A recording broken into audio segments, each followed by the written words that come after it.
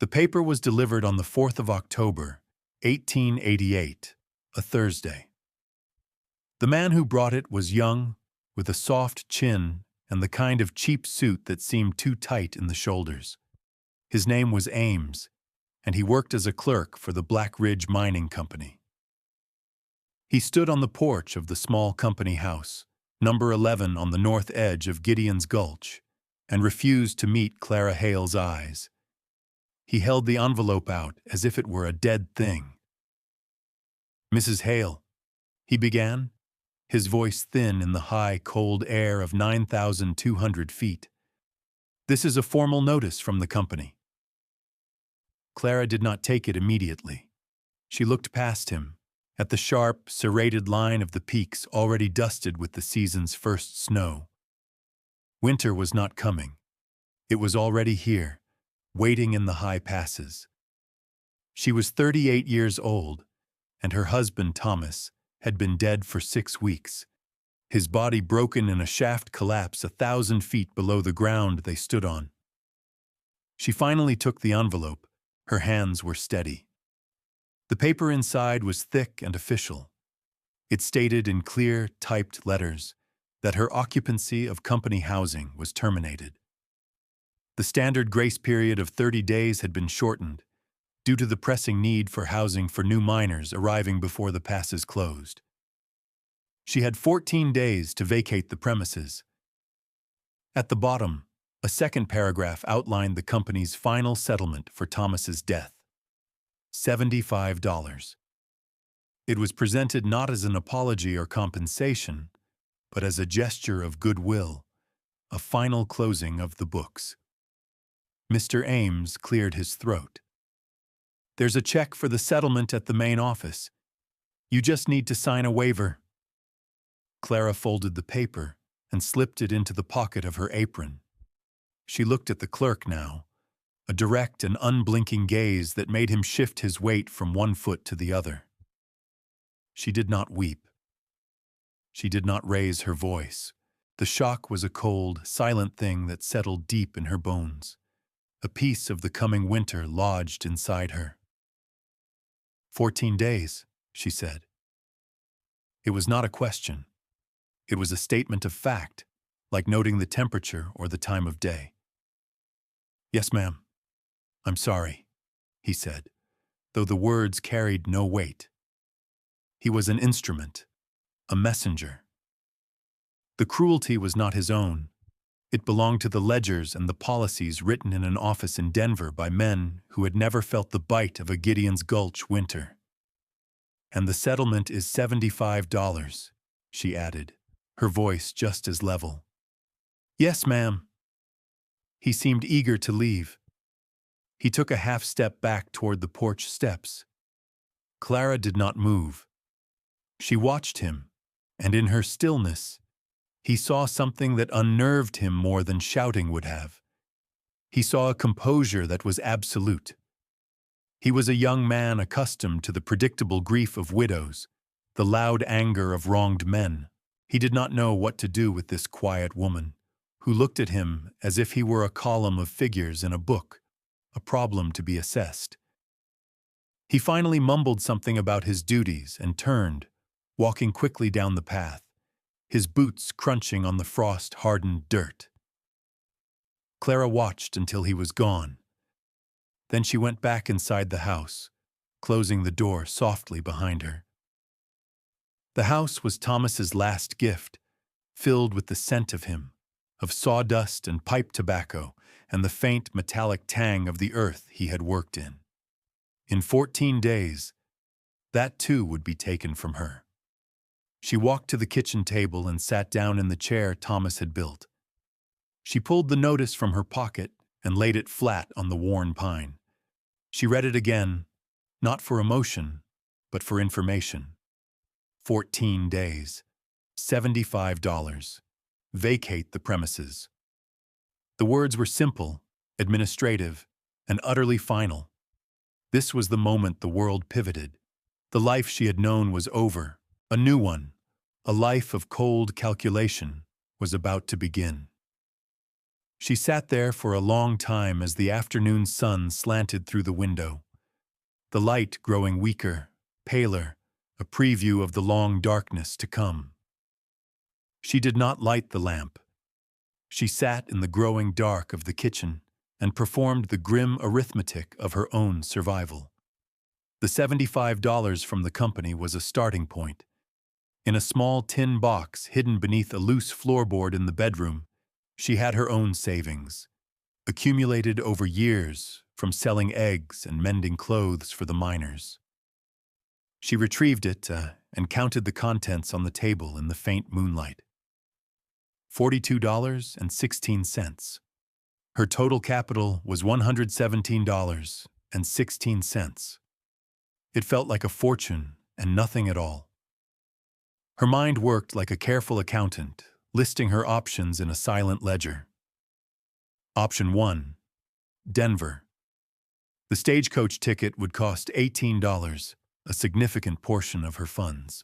Once there, a room in a boarding house, if she could find one that would take a woman her age, would be at least $4 a week. Work was the great unknown. She was 38. The laundries, the kitchens, the boarding houses, they hired young women, girls with strong backs, who could work 14-hour days without complaint. They did not hire widows approaching 40, women whose faces were already mapped with grief and hardship. She calculated how long her money might last. 10 weeks? Perhaps 12 if she ate little and found a room in a poor part of the city. 12 weeks would take her to the middle of January, the very heart of winter, at which point she would be destitute in a city of strangers. She drew a line through that option in her mind. It was a slow death sentence. Option 2. Stay in Gideon's Gulch. The town was little more than a company camp. Every house, every business, the general store itself, all existed on land leased from Black Ridge Mining. There was no independent life here. She had no family. Her parents were long dead, buried in a churchyard in Ohio, a place she could no longer imagine. Thomas had been an orphan. They had been a complete world unto themselves, a small, sturdy unit of two.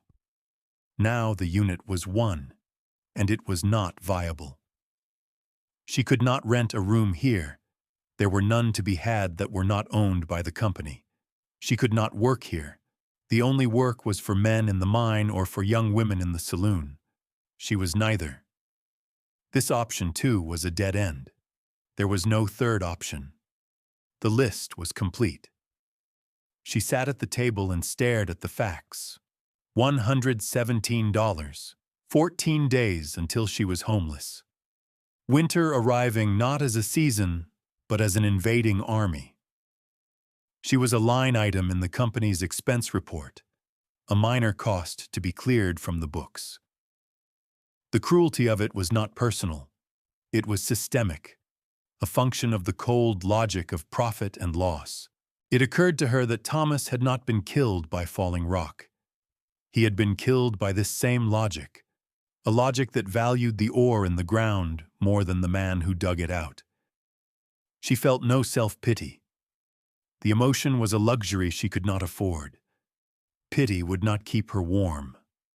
Pity would not fill her belly. It was a useless, heavy thing.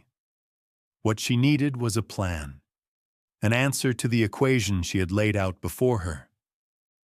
She was a problem to be solved, and the available materials were one woman, $117, and the vast, indifferent wilderness that surrounded the town. The scale of it was terrifying, but the clarity was a strange comfort. She knew exactly where she stood. She stood on the edge of a cliff, and the only way to go was forward. She rose from the table, her movements stiff but deliberate. It was time to pack. She would not waste a single hour of her 14 days. She would start with Thomas's things, the pieces of him that remained. It was in his trunk, at the bottom, beneath his spare woolen shirts and the worn copy of Shakespeare he had loved. that she found it. It was a journal, bound in dark brown leather, its pages filled with his neat, precise handwriting. It was not a diary of his feelings, but a log of his observations. Thomas had been more than a miner. He was a self-taught geologist, a student of the earth. He saw the world in layers, in strata, in faults and fissures. He had spent his few free days walking these mountains, not for pleasure alone, but for knowledge. He recorded rock formations, soil types, the flow of water, the way the trees grew differently on a north-facing slope than on a south-facing one. Clara sat on the floor with the journal in her lap, turning the pages carefully. It smelled of him, a faint, clean scent of paper and ink and leather. It was a conversation across the chasm of death. She ran her fingers over his sketches of granite outcrops and limestone deposits, and then she found the entry. It was dated August 12, 1886, more than 2 years ago.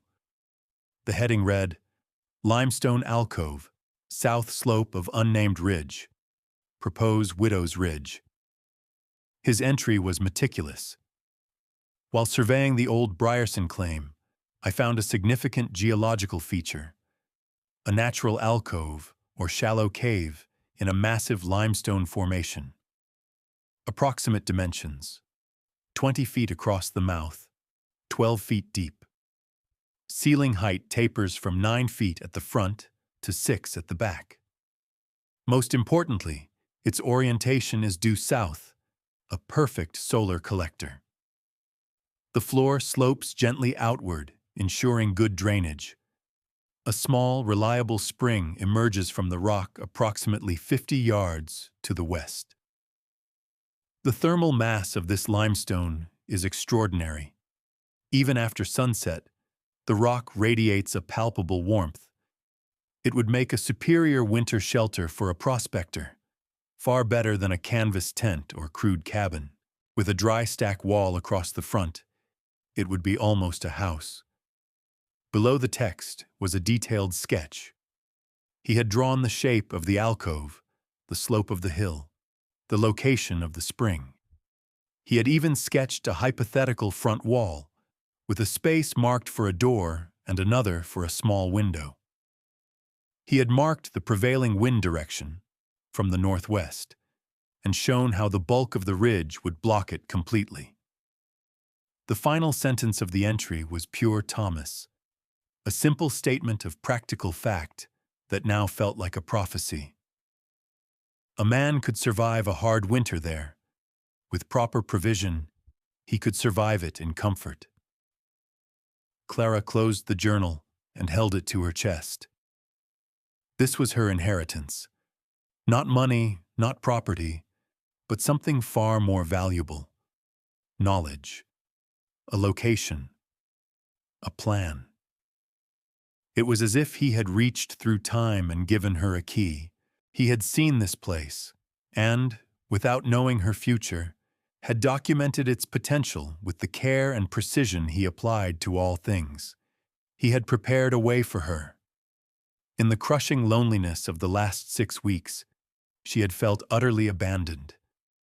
But now, holding this book, she understood she was not alone. Thomas was still with her, his intelligence a map she could follow, his voice a quiet instruction in her ear, a flicker of something that felt like hope, fragile but real, ignited in the cold space of her heart.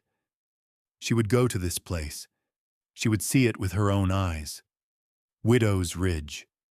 He had named it, and now his widow would make it her home. The next morning, she rose before dawn. She dressed in her sturdiest boots, a woolen skirt, and Thomas's heavy wool coat, which hung loose on her frame but provided a familiar comfort. She packed a small canvas bag with a loaf of bread, a piece of cheese, a canteen of water, and Thomas's journal. She walked out of the silent town as the first light touched the highest peaks, her breath pluming in the frigid air. The directions in the journal were clear: follow the main creek north for 2 miles, then take the old, overgrown logging trail that branched to the east. The trail would climb for another 2 miles, gaining 800 feet in elevation. The walk was arduous. The logging trail was barely visible, choked with fallen timber and thickets of mountain laurel. She had to push her way through, the sharp branches scratching at her coat. The air grew thinner as she climbed, and her lungs burned with the effort. But the work focused her mind, pushing away the grief and fear, leaving only the task at hand. She consulted the journal, comparing Thomas's sketches of rock formations to the land around her. A granite outcrop shaped like a bear's head, a stand of ancient, twisted bristlecone pines. He had marked them all. She was walking in his footsteps. After 2 hours of steady climbing, she reached the ridge. The trees thinned, and she stepped out onto a slope of scree and sun-bleached grass. The view was immense. The entire valley spread out below her, Gideon's Gulch a tiny gray smudge in the distance. And there, just as he had described, was the massive pale gray wall of limestone, a sheer cliff rising 100 feet from the mountainside. She followed the base of the cliff, her heart pounding with a mixture of hope and anxiety. What if it was not as he'd described? What if it was wet or too small, or faced the wrong way? It was hidden, just as he'd implied it would be, tucked behind a screen of gnarled, old-growth juniper. She pushed aside a heavy branch and stopped. It was perfect. It was exactly as he had drawn it. The mouth of the alcove was a wide, graceful arch in the rock, 20 feet across. The floor was covered in a fine, dry dust. The limestone walls were smooth and solid, glowing faintly in the morning sun. She walked inside, her footsteps silent. The air was still and noticeably warmer than the air outside. She looked up at the ceiling, 9 feet high at the entrance, sloping gently down to the back, where she saw the dark line of the fissure he had mentioned, a natural flue. She began a methodical inventory, just as he would have. The interior space was roughly 200 square feet, the size of a small cabin. The floor was dry and sloped correctly for drainage. The southern exposure was absolute. The sun would pour into this space from morning until late afternoon. She stepped outside and found the spring, a steady, clear trickle of water seeping from a crack in the rock and gathering in a small, stone-lined pool. Below the ridge, the south-facing slope was a treasure trove of fallen timber, ponderosa pine and aspen, seasoned and dry, enough firewood for a dozen winters, and everywhere, scattered across the slope, was an abundance of flat, manageable granite stones, scree from the cliffs above, perfect for building. She sat on a flat rock at the mouth of the alcove and ate her bread and cheese, looking out at the world. From here she could see everything. She was above the town, separate from it. The company that had evicted her was a powerless abstraction down below. Here there were only the rock, the sun, the water, and the wood. The fundamental elements of survival. Thomas had not just found a place. He had found a fortress, a piece of geology perfectly engineered for life. She opened the journal to his sketch and laid her hand on the page. "Thank you, Thomas," she whispered to the quiet air. The decision was made. This would be her home. This could work. This could actually work. Her first stop back in Gideon's Gulch was Porter's General Store. Elias Porter was a man of 70, with a fringe of white hair and hands gnarled by arthritis, but his eyes were sharp and missed nothing. He had known Thomas for years, had respected his quiet intelligence and his habit of paying his debts on time. When Clara walked in, a list written in a neat hand on a scrap of paper, He nodded to her from behind the counter. "Mrs. Hale," he said, his voice a low rumble. "I was sorry to hear the news. From the company." Word traveled fast in a town this small. "I have 14 days, Mr. Porter," she said simply. "It's a damn shame," he said, and she knew he meant it. He looked at the list in her hand. "What can I get for you?" She began to read from her list, and as she did, a slow understanding dawned in the old man's eyes. This was not the shopping list of a woman preparing to leave. It was the list of a woman preparing to stay, but not in any way he had imagined. "A good shovel," she began. "That one there. It's $3.50. Is that right?" "It is," he said, pulling it from a barrel. "A pickaxe, the one with the hickory handle, $2.75. "Yes." "A handsaw, a heavy hammer, and a level." He laid them on the counter without a word. The total was $9.75. She paid in coin, her movements precise. Then she moved to provisions. 100 pounds of flour, 50 pounds of pinto beans, 20 pounds of salt pork, 10 pounds of salt, 5 pounds of Arbuckle's coffee. He weighed everything out, his movements methodical. He saw the grim determination in her face. He knew she had no family to go to, no money to speak of. He was watching a woman arming herself for a war against the winter. "And matches," she said. 2 large boxes and candles, and 3 bars of lye soap.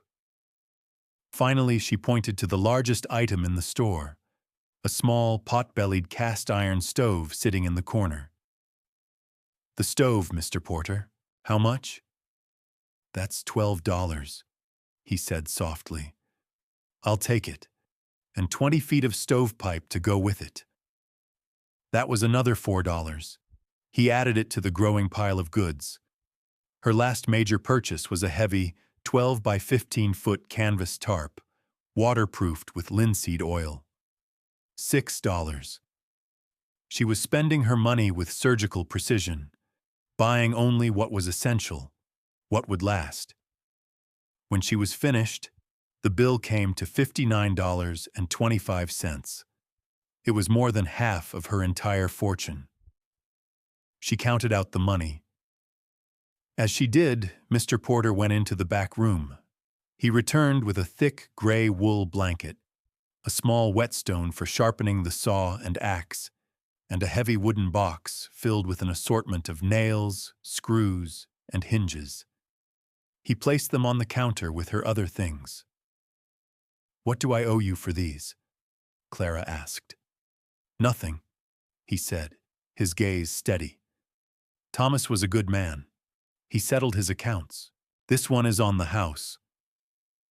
Tears pricked at the back of her eyes, the first she had felt since the notice was delivered. It was the simple, unexpected kindness of it. She blinked them away. "Thank you, Elias." "You'll need help getting this hauled," he said, gesturing to the heavy stove and sacks of flour. It was a question disguised as a statement. "I will come for it in pieces," she said. "I can manage." He knew better than to argue. He saw the set of her jaw. "I'll hold it here for you as long as you need," he said. He did not ask where she was going. He did not ask what she was building. He saw her resolve and he respected it. He was a quiet ally, a witness to her impossible plan. And in a world that had declared her disposable, that witness was worth more than any amount of money. The labor began that same afternoon. For the next 10 days, Clara worked from the first light of dawn until the last fading rays of dusk. Her life became a cycle of pure physical effort. The first task was moving her supplies. She could not carry the stove, but she could manage the smaller things. Each day she made 2 trips, hauling 50-pound sacks of flour and beans on her back up the steep trail to the ridge. The 4-mile journey took her nearly 3 hours one way. Her muscles screamed in protest, but with each trip, she grew stronger, her body hardening to the task. She left the heavy stove and tools at Mr. Porter's, the final items to be moved. Once the provisions were secured in the back of the alcove, covered by the canvas tarp, she began the construction of the wall. This was the most grueling work of all. Using the pickaxe, she loosened the flat granite stones from the scree field below the ridge. Each stone weighed between 20 and 50 pounds.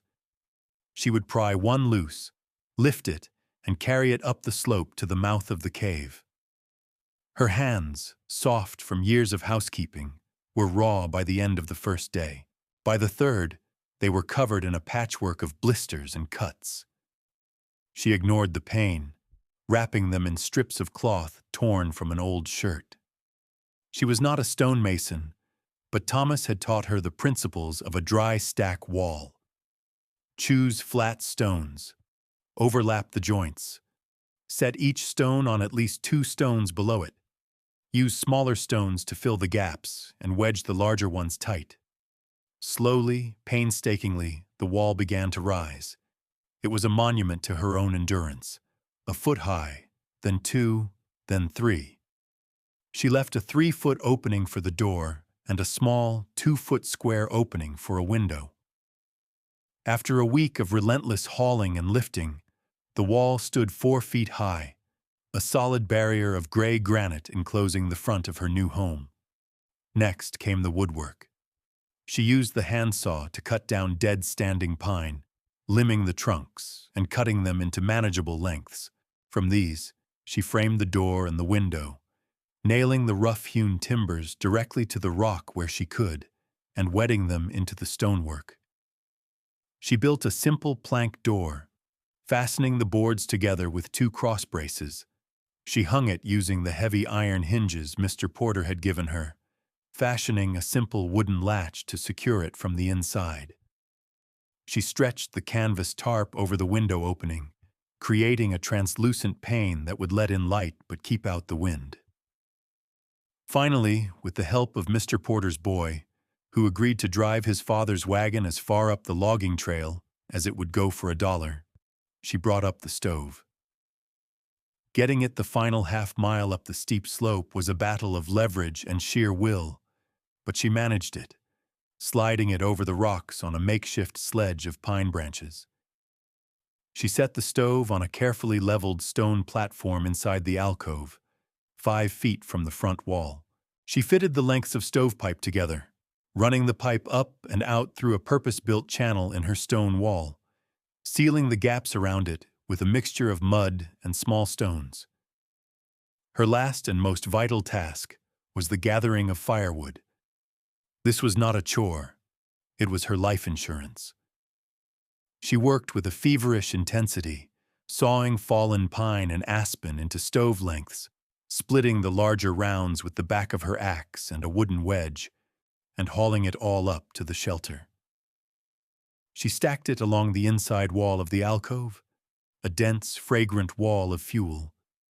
She organized it with meticulous care, kindling, small branches, and larger logs, all sorted and stacked so the driest wood would be used first.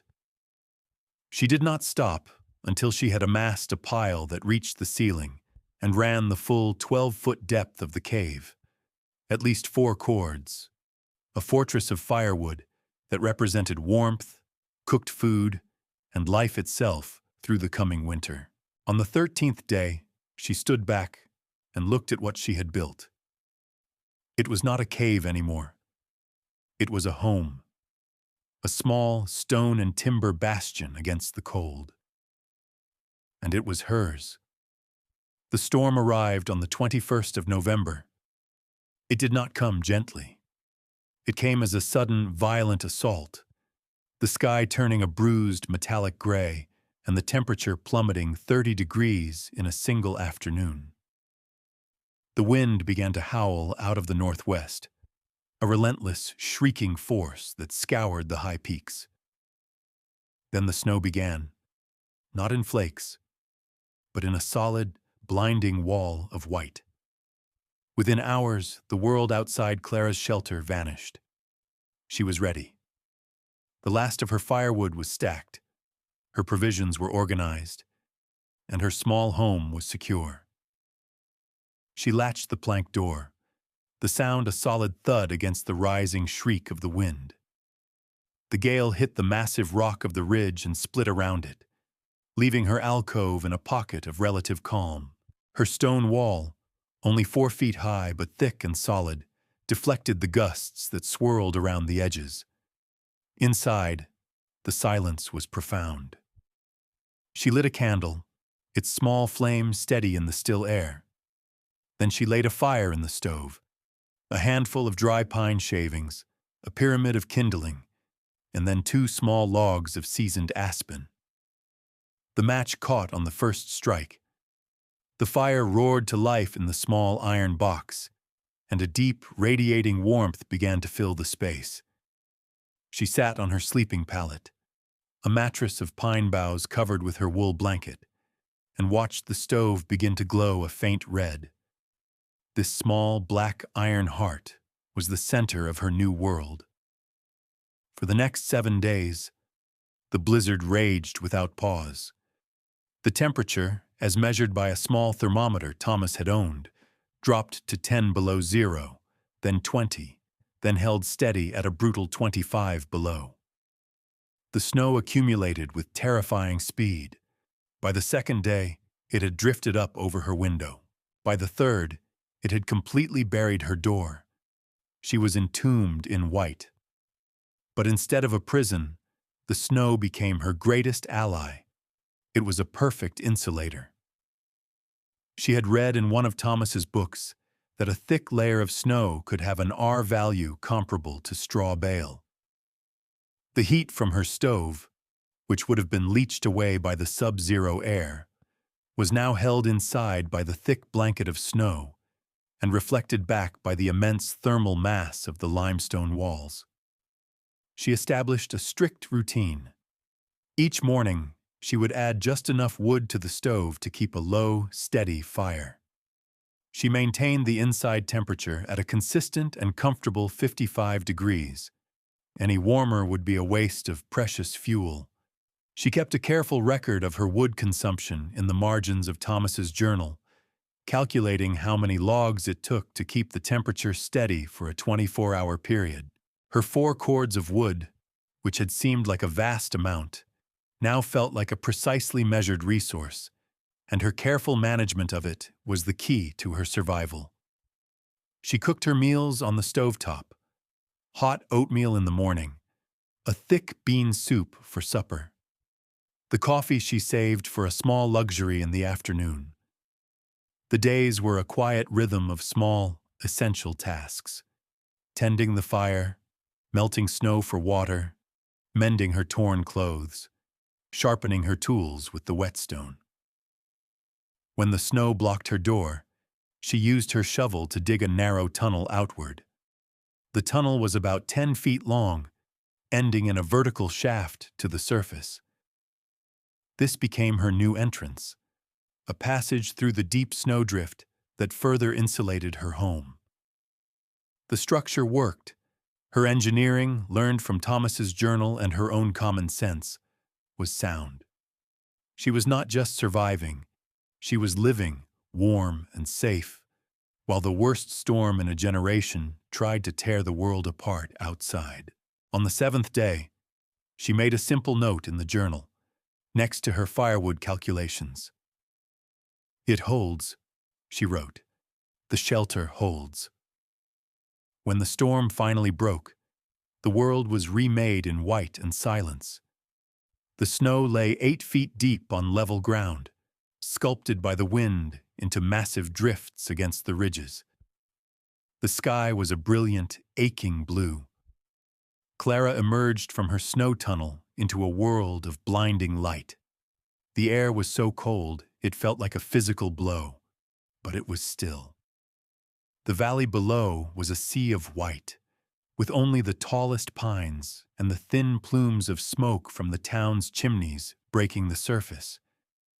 A few days later, she saw a figure moving slowly up the slope toward her, a dark shape against the snow. It was Elias Porter, making his way on a pair of old-fashioned wooden snowshoes.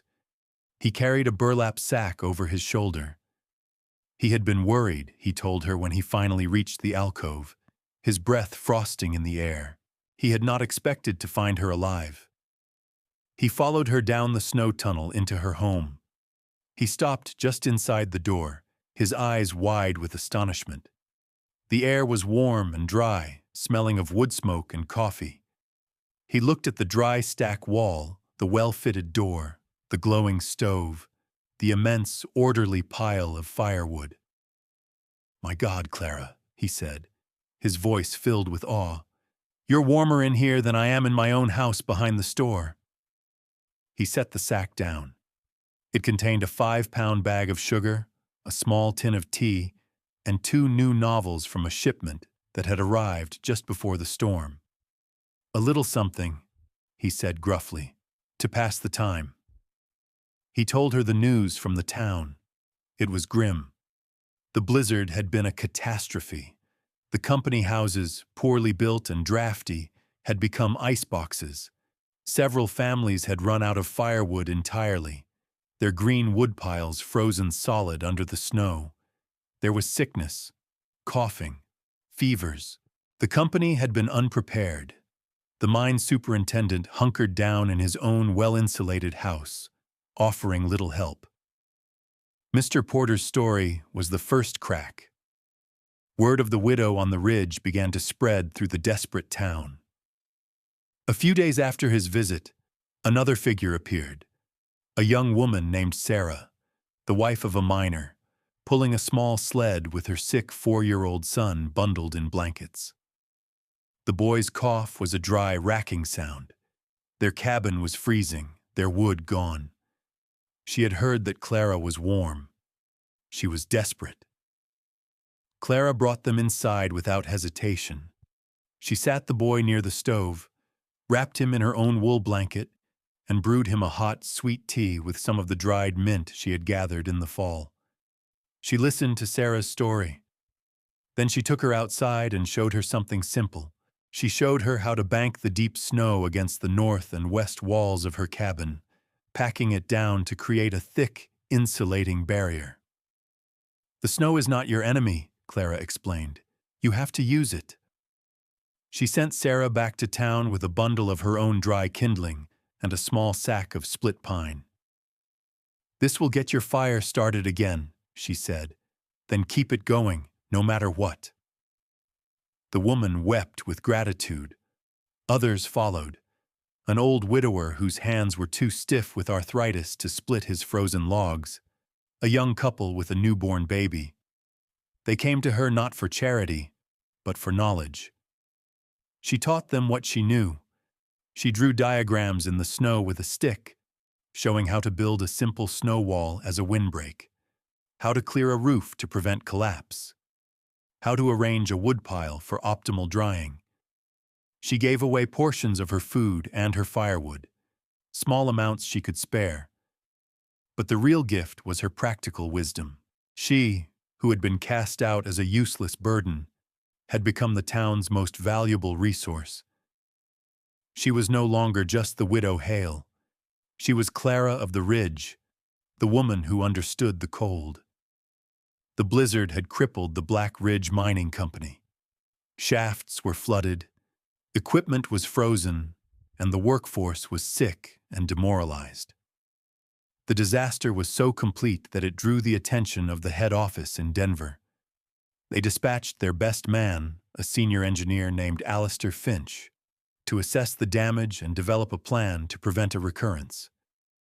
Finch was in his late 40s, a serious, methodical man with a degree from a prestigious Eastern university. He arrived in Gideon's Gulch to a scene of chaos and incompetence. He spent his first week interviewing the local superintendent, studying the layout of the town, and inspecting the shoddy construction of the company housing. He quickly concluded that the entire settlement was fundamentally unfit for the realities of a high-altitude winter. He heard stories, whispers at first, then more direct accounts from men like Elias Porter about the woman living up on the ridge. They told him she had built a shelter in a cave and had ridden out the storm in warmth and safety. Finch was a man of science and engineering.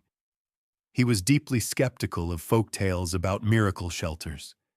He assumed it was an exaggeration, a crude hovel where a desperate woman had gotten lucky. Still, his professional curiosity was piqued.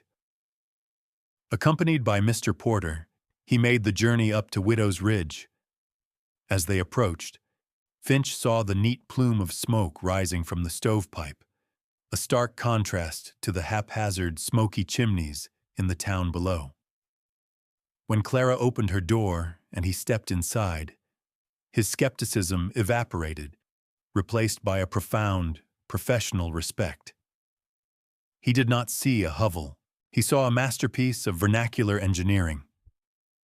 He ran his hand over the dry stack granite wall, noting the tight fit of the stones and the intelligent use of chinking. He examined the installation of the stove, the way the pipe was sealed to prevent both drafts and fire risk. He looked at the massive, well-organized woodpile and understood immediately that this was the work of a planner, not a scavenger. "Remarkable," he said, his voice quiet. He began to walk the space, talking almost to himself, using the language of his profession. "This isn't a cave. It's a passive solar dwelling. The southern orientation, the enclosed entrance. You've maximized solar gain." He pointed to the limestone ceiling. "And you've leveraged the thermal mass of the rock itself. It absorbs heat during the day and radiates it back all night. That's why you can maintain a stable temperature with such a small stove." He noticed the fissure in the back. "And that's your ventilation. A natural chimney effect. It draws smoke out without creating a significant draft. It's incredibly efficient."